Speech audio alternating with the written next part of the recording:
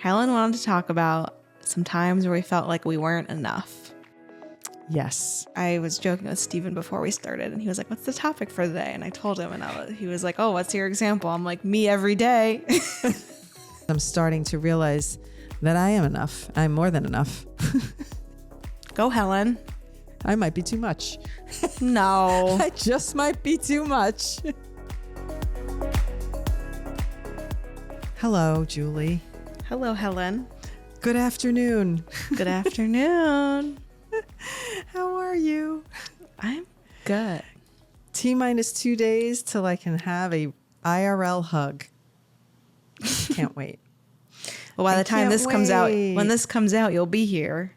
Oh, I guess, right? Woo! Yeah. So exciting. So excited. I know. I can't wait. We better make content. We gotta make a plan. I'm gonna spend my time on the plane looking for what we're gonna make, what we're gonna create. That's gonna be my plan. Okay, good. I'm glad you're on board. I'm happy to do that. Good.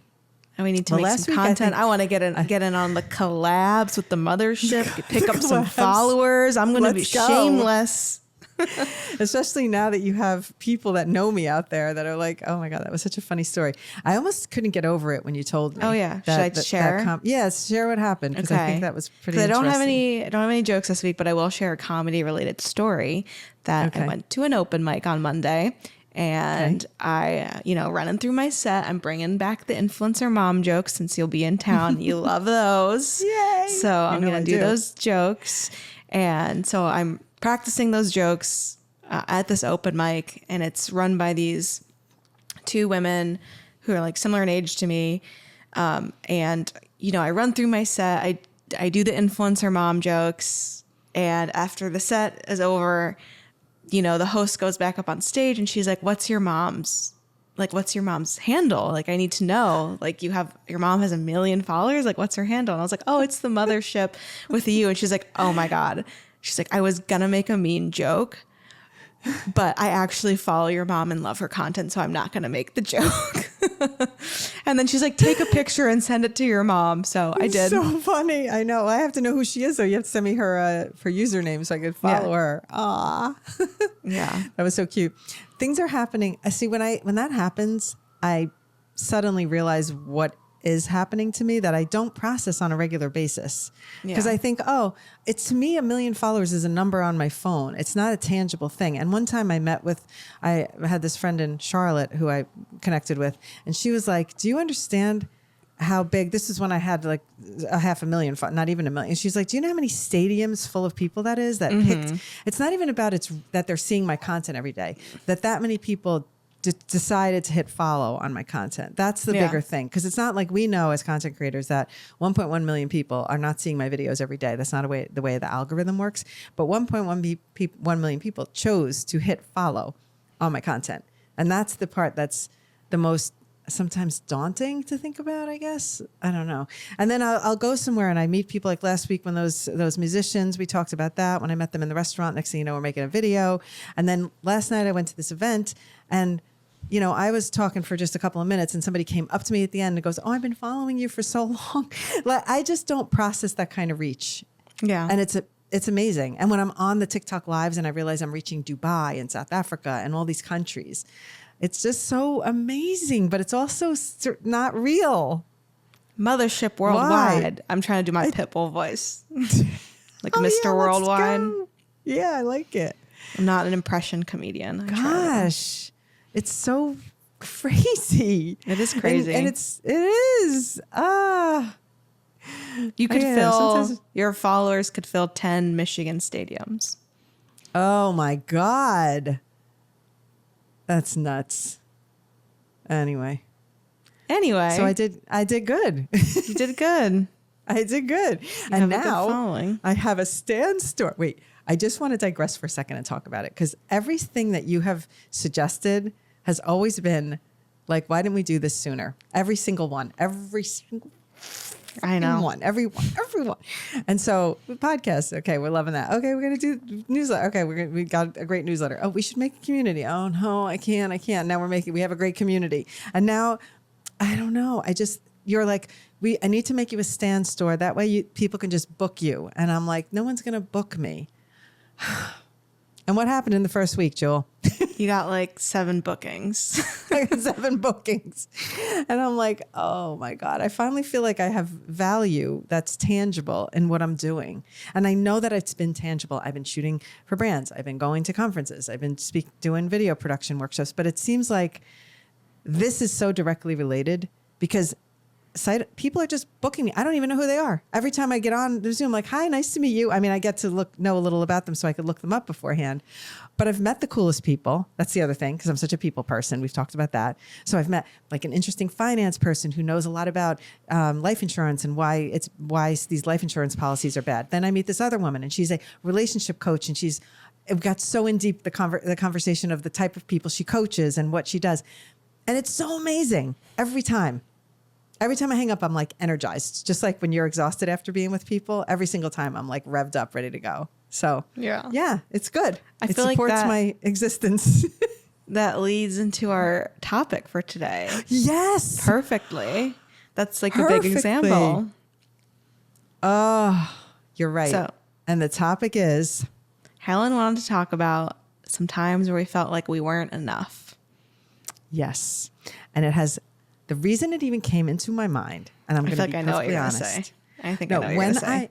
Do you? Because when I've always thought, people are talking about like, I'm not enough. And I never really understood that it wasn't a trend, but when that started to be said a lot about being enough, I'm like, I don't really connect with that. I never felt like I wasn't enough. At least I thought so. Mm-hmm. And the other day, somebody said, how long have you been directing? I said, well, I was a producer most of my career. And it triggered me to remember that I used to always say, I am not creative enough to be a director. I'm not, I don't know cameras enough to be a director. And when I started to say the things in my head, I realized I kept saying the word enough. And it was the first time that I connected the dots with not being enough meant to me. Because I've never felt like, oh, I'm not fun enough, or, oh, I'm not enough, I don't deserve that. I've never felt like undeservingly not enough. But I realized that in my work life, in my career life, I thought I couldn't do certain things because I wasn't enough of that I thought was needed for that role. Mm-hmm. And then when I woke up to it, I was like, oh my goodness, I think there's been a lot of times where I haven't felt like I was enough. Mm-hmm. But I wasn't using enough in the right frame. It was like creative enough, talented enough. You're still using enough. I guess. I know. That's what I mean. I finally connected the dots to enough. I didn't have the dots connected. It was just like, what is enough? I don't get it. I'm not deep enough sometimes. I'm too like, you think really insightfully about things much more often than I do. I'm not a deep thinker. I don't do that. I don't do deep thinking well. Yes, you do, but it just takes a minute, or you I don't know, maybe. No.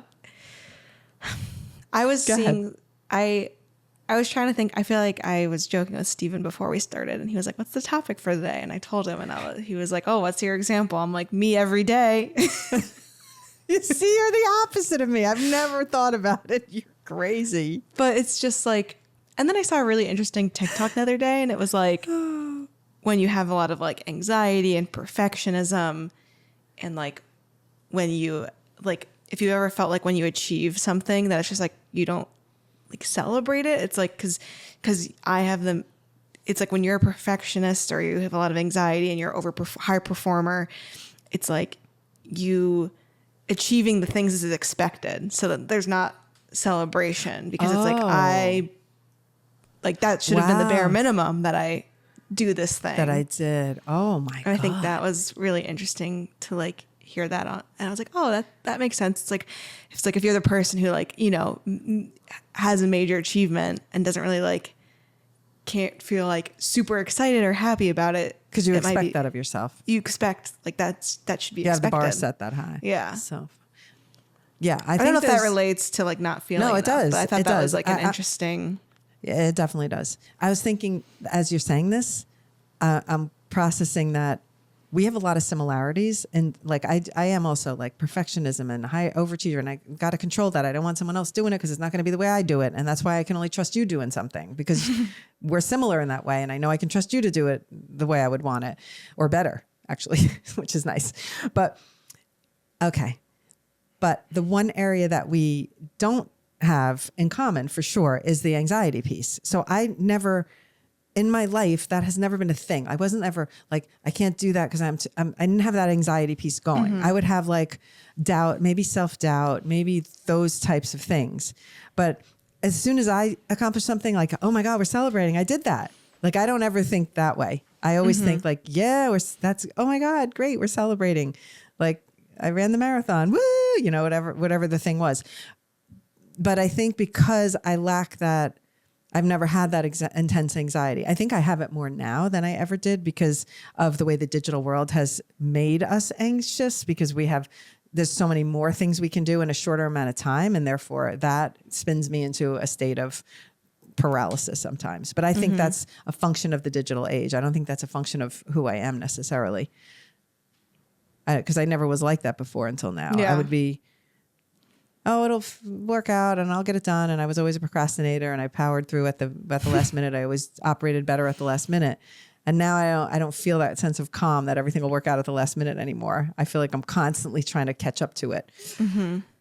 Do you have a specific example, I guess, of a time when you didn't feel like I know you said you had that kind of epiphany moment where you connected all the dots, but there's there maybe even like a specific example of like recently when you recently. I don't know. Not even recently, just in general, like very specific. Because my examples have been very, okay, well, we can talk recently, but let me talk about the one that brought this to mind, which is, and it is specific because I am a very good director. And I specifically remember multiple times when someone said, you should direct. And I said, I'm not good enough. I'm not creative enough. I don't know cameras enough. I'm not creative enough, but like, I don't know. I just thought that other directors had this massive amount of skills that I didn't have because I wasn't enough. Meanwhile, I had all those skills. I just didn't know they were in here. So, or couldn't acknowledge that they were in there or whatever. So that was what specifically triggered me to realize, my God, I have been saying that. I have been feeling that, because I remember that moment so vividly. I remember saying it. And then one day when I realized I had to do it because I didn't have a director anymore to lean on, and when I split my partnership up, and then it was scary. I was like, I'm going to do it. I don't know if I'm good enough. I don't know if I'm going to be creative. I still had the feelings. I was doing it then. But that's the part I think you and I both do. Like, we do the thing even when we're not comfortable doing it, because we're like, I know I have to do it. I'm doing it, kind of thing. Yeah. Just like you're like, you're nervous to go to camp on a bus alone, but you're doing it, because you wanted to go more than you didn't want to go, or you're going to travel to Europe. Yeah. So we have that genetically in common for sure. Mm-hmm. I think what's a time when you felt like maybe you weren't enough? For me, high school is the time frame of like applying to colleges was like, I feel like the biggest time in my life where I like didn't feel like enough. And I specifically remember like applying to Michigan and be like, I'm not smart enough to get in here. Like, I'm not qualified enough to get into the school. And it was like hard because I did get waitlisted like Christmas Eve. So that put a little damper on the holidays, but there was still like, that glimmer of hope. And then I did get in, but I think the whole college admissions process was one where it just overwhelmingly felt like I'm not smart enough, because I was never someone who like did very well in standardized testing.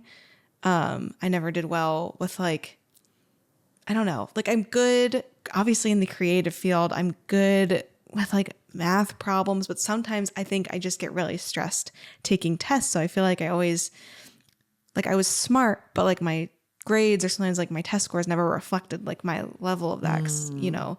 I think I just would get like test taking anxiety, frankly. Like I remember I took the SATs or whatever, and then we got myself a tutor, and like my score didn't change at all. Right. It was like the most like basic. I don't think that's that uncommon. I think in SATs a lot of people have that same result. But I just wasn't like, I couldn't ever like feel like I wasn't smart enough in a test taking way, which I feel like is so hard as a kid because like that's what you're graded upon. Oh, yeah. And like I feel like I'm smart in so many other ways, but it's hard to reflect that in like a test taking manner. Yeah. I feel like that's why I did that. so much better almost like in college because I was more in an artsy, like subjective or objective, whatever. I was in a more, you know, creative, interpretive space versus like multiple choice. Yeah, well, subjective, because objective is when none of that is taken into consideration, and it's just like, did you get the answer right or wrong? Versus if it could be interpretive. Okay, so we both, and I'm going to throw myself under the bus, but I'm taking you with me on the whole stand store enoughness. So I was going to say that was my second one. Is going to be that. I know. Because we both had it very recently. So cut to like, that was years ago for me. That's 20 years ago, my last like tangible thought about enough. And then my most recent not feeling enough is just when the whole working one-on-one with people. Because I've always known, yes, I can teach on the phone and people are learning from my tutorials. And I felt like very clear and very confident in that. But I was not confident in, I'm going to work with one person. I'm going to guide them. Am I going to know what kind of advice to give them? Am I smart enough to know how to talk to them about strategy? What if they blame me because they do the things that I do? And then then they don't go viral, for example, but maybe it's because they didn't put in the work or they didn't do it exactly the way I said it, or there's all those factors. But I was struggling with that for a long time. Like I don't think I'm good enough. Oh, I hate to say good enough, but I don't think I'm strategic enough to do one-on-ones with people. And I was having that. Mm-hmm. Okay. So cut to, you're like, Mom, you're doing this. This is crazy. You know, people want to book you. You have to. Okay. So I do it. And every time I'm on the call, I hear myself and I'm like, oh my God, I know this so well. I'm advising them really well. I see the problems. It's like every call is giving me more and more of a validation, maybe that I didn't have. Yeah, the confidence, because it's validated, because the person is then like, oh my God, I never thought of that, or oh my God, that's a great idea. And then also I hear myself and I go, this is a really good idea for this person. And I know that. So why did I think I couldn't? It just bothers me that I, even at this age, still have my like not enoughness. And then I'm like, okay, Julie. So now I'm on my calls and these people are asking me, one in particular, and I really got along with her well, was like, I also want to set up a stand store. Can you show me how that works? And I say, well, to tell you the truth, because I'm not going to lie, Julie set up my stand store because I really, the minutia of doing that and it's just overwhelming. And I'm not as organized in the way of like where things should be. You immediately see it in like bullet point chart form and you could break it down, whatever. So I told her, actually, my daughter did that. And she said, can I hire your daughter? And I said, yes, you certainly can. She's amazing because she could set the whole thing up for you. Cut to, I tell you this and you're like, I say, you just make a stand store so that way you can actually, somebody can click a link and book you. Oh, what else am I going to put in the stand store? I don't have anything to put in the stand. I'm not good enough to have a stand store. You're freaking amazing. Okay. I know the stance. I just don't know I don't think that's that. Okay. This is one where I don't think I'm not good enough. It's like, I don't know what to put. I was like, yeah, my services are, I can help you with whatever the fuck you want. Like that isn't like an enticing sales pitch. Like, you know, like a lot of the stuff I help people with is very like, not like custom or personalized, but like it is. It's like someone wants thumbnails for their YouTube videos. I can make that. Someone wants me to set up a Squarespace. I can do, like, it's just, I think I was struggling because I was like, I don't know how to categorize and put I know I have skills. I feel very confident in like all the things that I can do. I don't feel like I'm not good enough. I had this like moment of like, I don't really know how to make it like a blanket, like, oh, it's a 1 hour of like for you, it's 1 hour of coaching on social media. Boom. Yeah, that's very easy. Clear, very clear. For me, it's like an hour of access to my brain, like right. Well, it's very useful. I know. Well, it's very useful to like people who know that I have the brain, but if they don't really, and the only way they know is from you or someone else. So it's just, well, that's okay though, because people do, referrals are a great way to exist, because like, I do think, and I feel like you got there in terms of putting what you needed to say on there is the fact that you're really, so I was starting to break it down. I'm like, you're really good at processes and organization and setting up the back end so something works really seamlessly. So whether it's, I know we're using the example of a stand store just because I happen to be so excited about mine, but anything like now you're taking on the Mighty network that we're going to move to for the community, which is amazing. The studio is going to move to a new network, a new network. We call it a new platform. And you've already got the ins and outs of the platform, the back end figured out. You're organizing the thing in such a way. I would look at it and I would be immediately like glazing over. I could not. So that's a valuable skill. Like I could not be able to do it myself. Mm-hmm.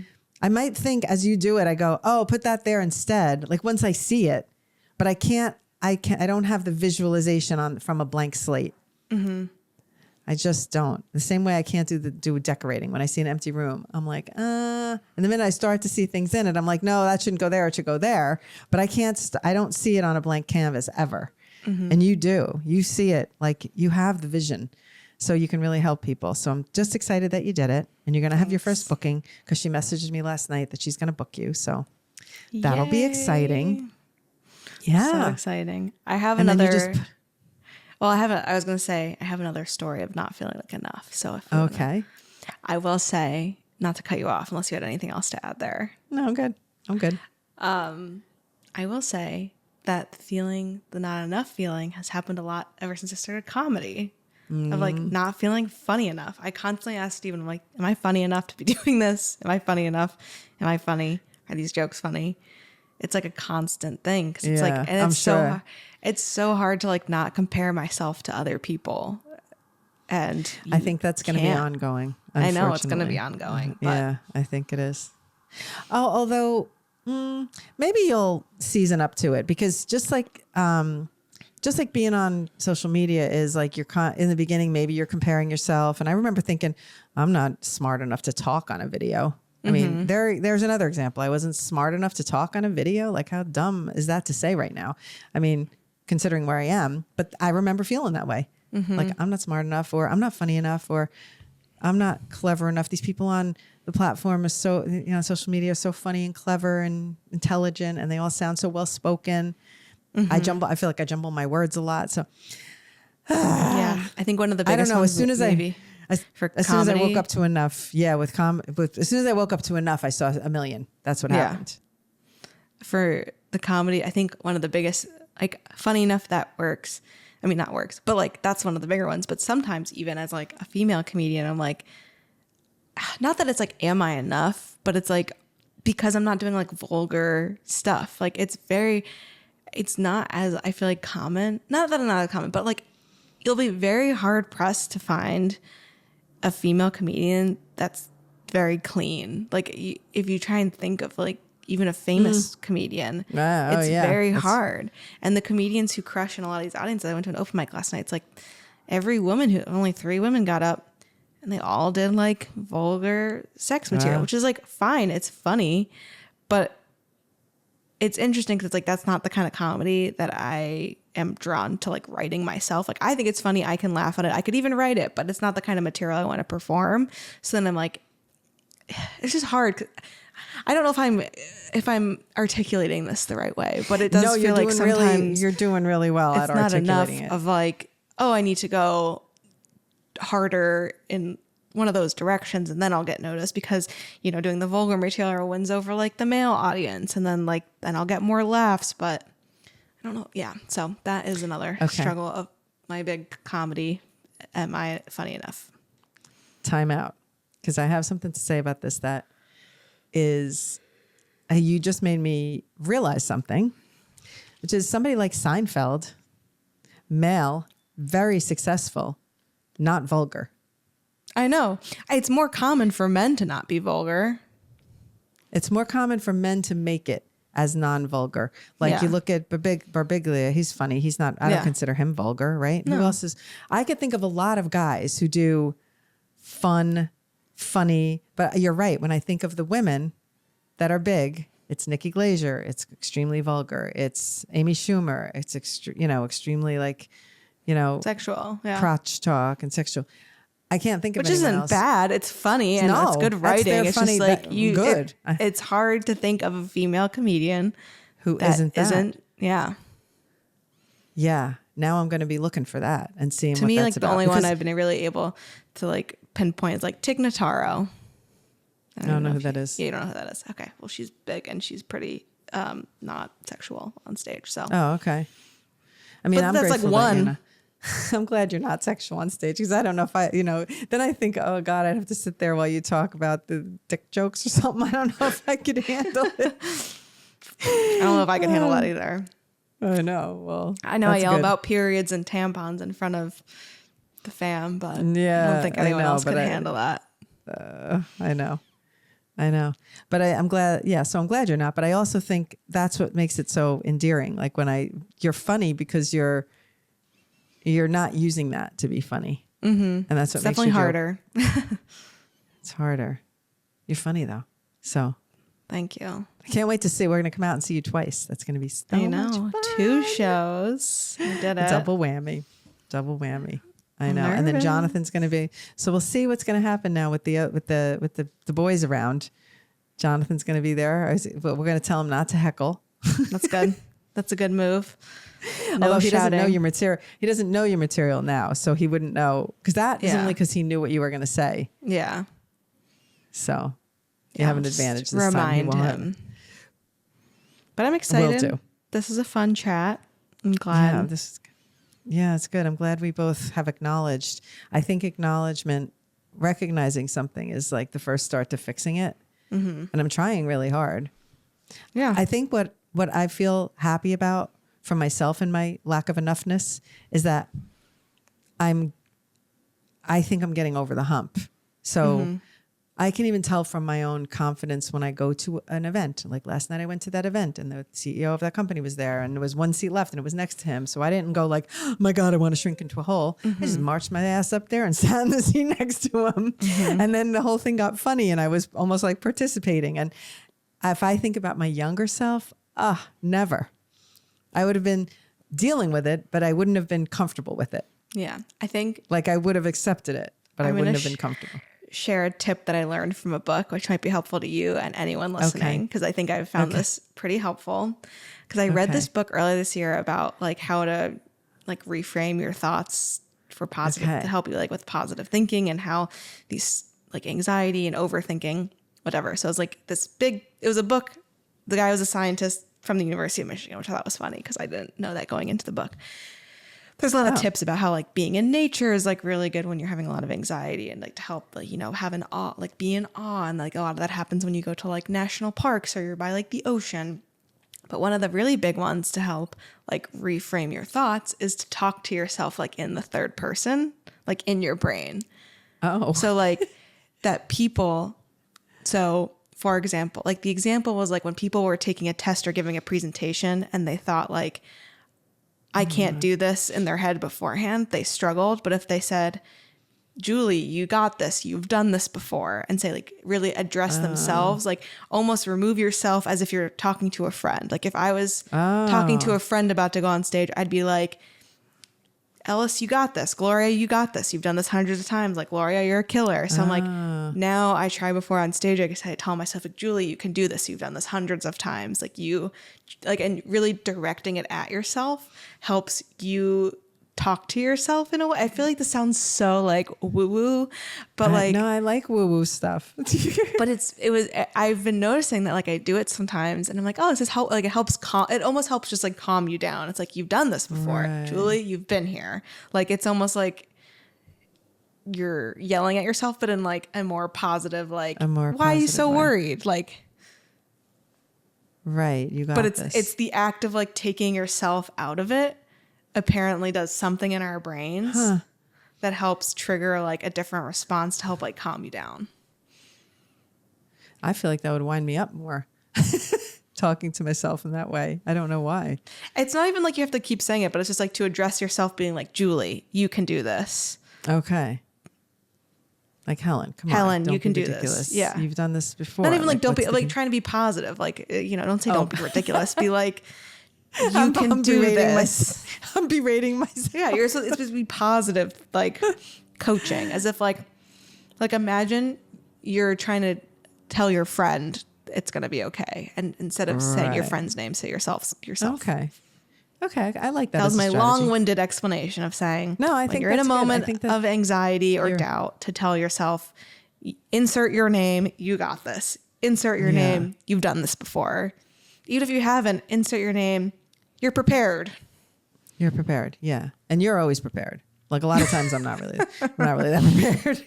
I'm just like, the presentation isn't right. Okay, whatever. We'll just carry on, sometimes. Anyway, I'm writing a lot of material about my anxiety, so this will all be helpful. And I will, good. I'm going to have some jokes about this. I'm reworking the social anxiety material. So I think this will all help feed into it, because this was a very fun chat. Okay, good. Well, I enjoyed it. And I'm glad that we got to the bottom of it, because I think what's happening to me now is I'm starting to realize that I am enough. I'm more than enough. I might be too much. No. I just might be too much. Never too much. Oh my gosh. Okay, if you say so. We'll see. Yours truly, Helen and Julie.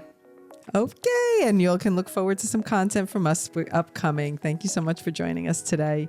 If you have questions, drop them to us, because we'd love to do a question answer episode. I don't know if we're going to be able to do that while we're together, or maybe when I'm back, but we'll see you soon. We love the questions. Don't forget to follow us on Instagram and leave us a little 5 stars wherever you get your podcasts. Thank you for being with us. Alrighty, bye.